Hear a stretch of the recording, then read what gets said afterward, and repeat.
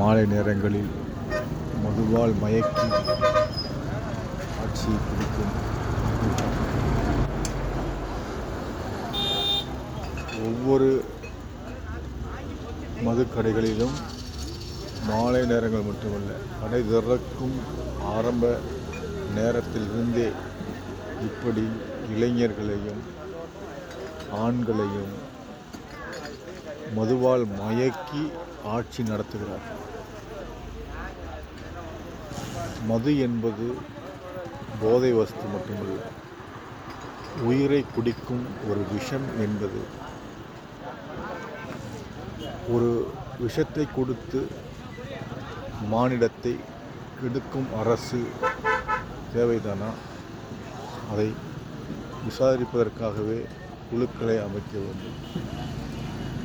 அப்படி விசாரிக்கும் பொழுதுதான் மதுவை ஒழிக்க முடியுமா என்ற அச்சம் ஏற்படுகிறது.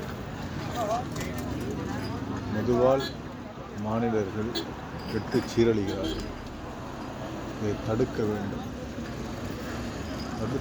தடுத்தால் மட்டுமே விற்பனையாளர்கள் நிர்ணயிக்கப்பட்ட விலையிலிருந்து அதிகபட்சமாக வசூலிக்கிறார்கள். அதன் மூலம் பல கோடிகளுக்கு அதிபதியாகிறார்கள். பாவப்பட்ட உழைப்பாளிகளும் ஏழைகளும் அதற்கு அடிமையாகி